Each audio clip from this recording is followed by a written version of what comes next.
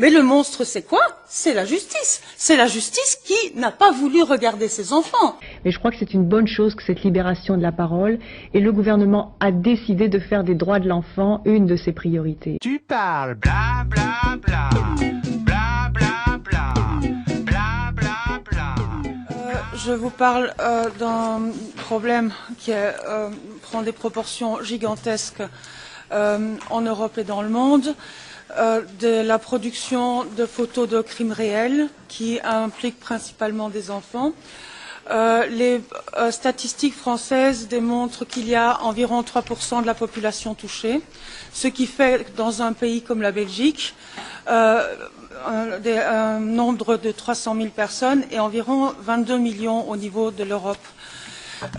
Le grand problème que nous voyons, c'est qu'il s'agit de sujets extrêmement sensibles qui font un peu peur au gouvernement parce qu'ils impliquent d'une part des corruptions policières et d'autre part les victimes principales ce sont les enfants, les premières victimes sont les enfants dans les institutions et les enfants aussi dans les milieux criminels il devrait y avoir une priorité pour les protéger, ce qui n'est pas le cas.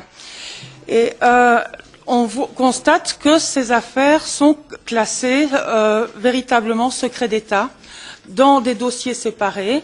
Si on se retrouve avec des lois qui ne sont pas obligatoirement appliquées parce que les choses vont dans un secret d'État, alors à ce moment-là, ces lois, toutes merveilleuses soient-elles, elles ne servent à strictement rien. Donc, nous, on se demande comment pouvoir faire appliquer ces lois, comment est-ce que le Parlement européen, la Commission peut obliger les pays à faire appliquer ces lois.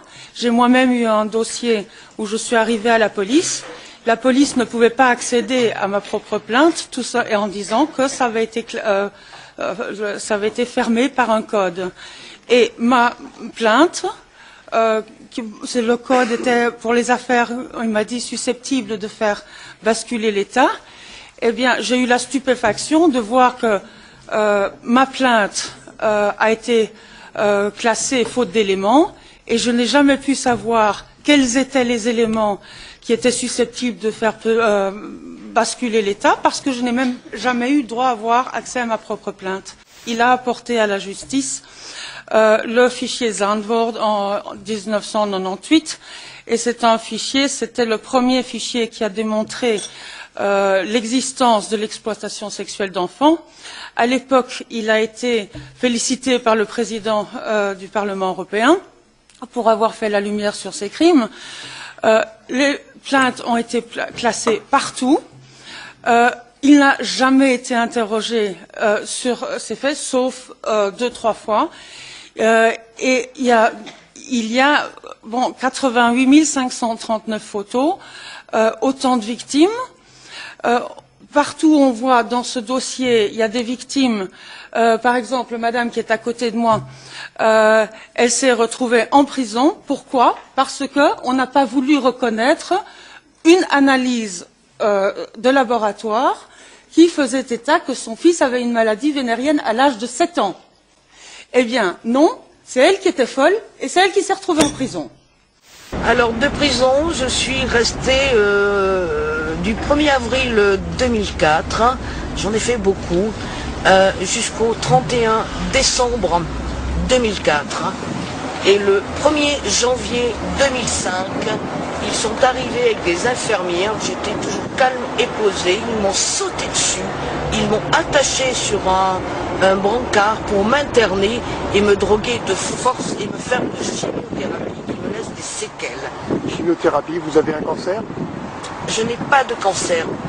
Pour quelle raison vous ont-ils fait une chimiothérapie en ce cas? Paranoïa. Tant que je continuais à accuser. C'est un abus de pouvoir. Comment vous êtes-vous aperçu que votre fils était concerné par les fameux CD-ROM de Zandvoort et donc était victime de ce réseau? Tout simplement parce que mon fils a parlé et qu'en 2000 j'étais convoqué par la police suisse aux commissions rogatoires de M. Bertossa à visionner le 14 juillet 2000 avec d'autres françaises le CD-ROM Ulrich à l'hôtel de police de Genève. où mon fils s'est reconnu et où je me suis reconnue. Votre fils y apparaissait photo, film, sous quelle forme? Et quelle gravité y avait-il? Alors, photo, oh ben je suis désolé, on appelle ça de la torture. On appelle ça de la torture. On a nu dilaté comme ça, excusez-moi, sur un enfant de 3 ans et demi, 4 ans et demi, c'est de la torture. À la suite de cela, il y a eu des enquêtes en France, ordonnées d'ailleurs à l'époque par Madame Guigou, ministre de la Justice, qui a menti honteusement à la presse en disant qu'elle n'avait pas les CD-ROM alors qu'elle les avait depuis un an. Et depuis, je me bats. J'ai quitté le territoire français en 2001, en mars 2001, parce que je perds depuis 1997 toutes les procédures sur Bordeaux par la juge des affaires familiales, qui est Madame Isabelle Loumaigne-Bruat, et par la cour d'appel de Bordeaux. Donc par de fortes pressions en mars, samedi mars 2001, et par des menaces, j'ai quitté la France avec mon enfant pour le protéger. Quel âge avait-il? Il avait environ dans les 6 ans et demi. 6 ans et demi, nous étions en quelle année donc? En 2001. Cette femme n'était absolument pas au courant du dossier. C'est moi qui l'ai retrouvée par pur hasard sur Internet. Elle ne connaissait rien de son dossier. Rien. Alors, moi, on se retrouve dans une situation où la presse ne donne pas la représentation exacte. Ce sont des procureurs qui donnent leur version. Leur version, il n'y a pas de réseau, ça n'existe pas. Les enfants qui ont vécu des choses pareilles, c'est des personnes qui sont traumatisées à vie. Il faut savoir aussi une autre chose, c'est qu'en matière pour pouvoir qu'un enfant puisse évoluer, il a besoin de justice. On sait, toutes les statistiques démontrent que 100% des tueurs en série sont des gens qui ont été gravement abusés durant leur enfance et qui n'ont jamais obtenu de justice. On entend de plus en plus parler de meurtres en série, mais personne finalement ne va chercher le dossier. On les dit ce sont des monstres. Et on découvre petit à petit derrière le dos que c'est des enfants qui ont été prostitués, que c'est des enfants qui ont subi des abus épouvantables, mais on ne met pas en cause la justice qui n'est jamais intervenue pour sauver ces enfants.